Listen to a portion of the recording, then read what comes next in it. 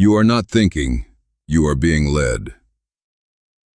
What if the biggest problem in your life isn't your circumstances, but the way you think about them? Not in the motivational sense, not in the just be positive way, but in a much deeper, more uncomfortable truth. Most people don't control their thinking. They are carried by it. You wake up, and before you even realize it, your mind is already moving. It jumps to something you need to do, then to something you forgot, then to something that could go wrong, then to something that already did. Within minutes, you are no longer present. You are somewhere else entirely, in a memory, in a fear, in a possibility that doesn't even exist. And you call that thinking. But it isn't. It's reaction. The mind, if left untrained, does not move toward clarity. It moves toward noise. It pulls you into loops, into imagined scenarios, into emotional states that feel real, but are built on nothing more than suggestion and repetition. And the most dangerous part is this: you rarely question it. You assume that because a thought appears, it must be valid. Because it feels intense, it must be important. Because it repeats, it must be true. But none of that is guaranteed. This is the nature of thought. Your mind is not designed to keep you peaceful. It is designed to keep you alert, to scan for danger, to anticipate problems, to remember pain so you don't repeat it. This is useful, but it becomes destructive when it runs without direction. Because the same system that protects you from real threats will also create imaginary ones, and it does not always know the difference. This is why you can feel anxious about something that hasn't happened, why you can feel anger toward a conversation that isn't taking place, why you can relive a moment from years ago as if it is happening again. Your mind is powerful, but power without control becomes chaos. The problem is where most people lose control. People think losing control of their mind looks dramatic. They imagine breakdowns, panic attacks, visible struggles. But most of the time, it looks ordinary. It looks like overthinking. It looks like replaying conversations. It looks like worrying about the future. It looks like assuming the worst without realizing it. It looks like a normal day. But inside that normal day, something is happening. You are being pulled away from clarity, pulled away from action, pulled away from reality. And the more this happens, the less you realize you have a choice. The first principle is, not every thought deserves your attention. This is the foundation. Not every thought deserves to be followed.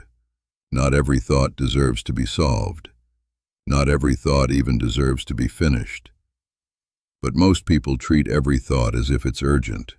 They engage with it. They analyze it. They expand it. And by doing that, they give it power. Think of your mind like a doorway. Thoughts pass through it constantly, but you decide which ones are allowed to stay. Most people leave the door open. Everything enters, and then they wonder why it feels crowded. The 4 patterns that control most minds. Once you begin to observe your thinking, you will notice patterns, not random thoughts, patterns. And most people are caught in the same ones. 1. The spiral of what if. It always begins the same way. What if this goes wrong? At first, it seems like a reasonable question, but your mind doesn't stop there. It continues. What if that leads to something worse? What if I can't handle it? What if everything falls apart? Each thought builds on the last. And before you realize it, you are no longer thinking. You are spiraling. The problem is not the first thought. The problem is what happens after you engage with it. Because the moment you treat that thought as something that must be answered, you enter a chain reaction. And that chain has no natural end. The solution is not to solve the spiral. It is to recognize it early and step out. 2. Conversations that never happened. This one feels harmless, almost productive. You replay a conversation. You think about what you should have said, what they might say next, how you'll respond. It feels like preparation, but it isn't, because the other person is not there. You are creating both sides of the conversation. You are reacting to something you invented, and emotionally, your body does not know the difference. You feel tension, you feel frustration, you feel anger, all for something that isn't real. This pattern drains more energy than most people realize, because it keeps you stuck in a loop that never resolves. There is no closure, only repetition. 3. The false conclusion. This is the most subtle and the most dangerous, because it begins with truth. Your mind shows you evidence. You've been disappointed before. People have let you down. That situation hurt. All of that may be true, but then your mind draws a conclusion. This is how it always is.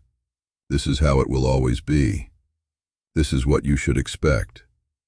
That is where truth ends, and distortion begins. The problem is not the facts.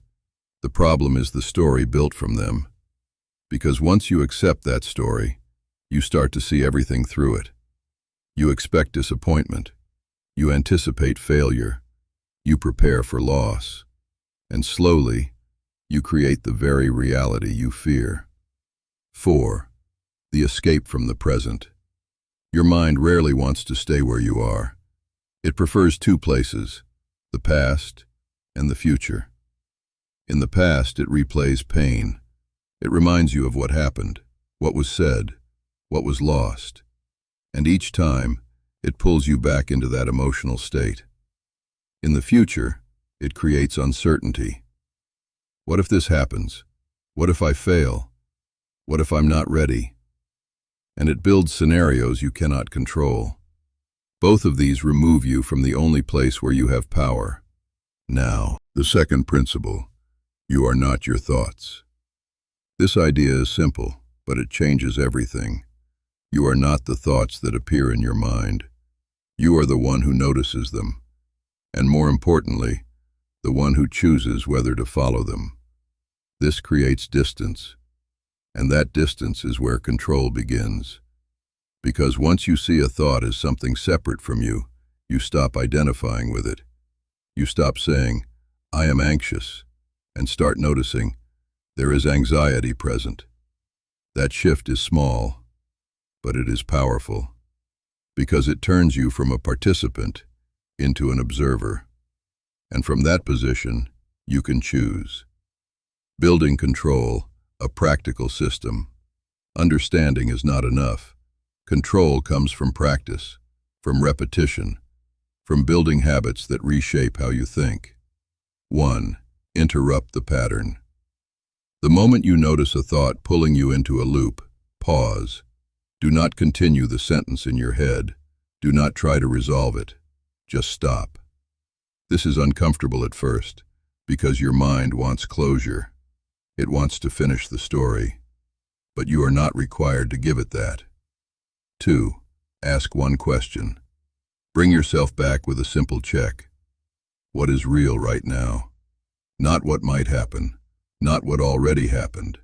Right now. This grounds you. It shifts your focus from imagination to reality, from uncertainty to presence. 3. Redirect your attention. Your mind needs direction. If you remove one thought without replacing it, another will take its place. So you choose where to focus. Your breath, your surroundings, a task in front of you. This is not avoidance, it is discipline. 4. Use your body to reset your mind. Your mind and body are connected. When one is overwhelmed, the other can stabilize it. Move, walk, lift, breathe deeply. Physical action brings you out of abstraction, back into something real. 5. Limit what you feed your mind. Your thoughts are not created in isolation. They are influenced by what you consume, what you watch, what you listen to, what you engage with. If your input is chaotic, your thinking will be chaotic. If your input is focused, your thinking becomes clearer. This is not about perfection. It is about awareness. 6. Learn to sit with stillness. Most people avoid silence because silence reveals what is happening inside. But stillness is where clarity grows, not immediately, but over time. When you stop constantly reacting, your mind begins to settle, and in that space, you start to see more clearly. The final truth: your mind will always produce thoughts. That will never change. But your relationship with those thoughts can. You can move from reacting to observing, from being carried to choosing direction, from noise to clarity. And when that shift happens, something else changes too. Your decisions become cleaner. Your emotions become steadier. Your life becomes more intentional. Because the quality of your life is shaped by the quality of your thinking. And once you take control of that, you are no longer being led. You are leading. The choice is yours.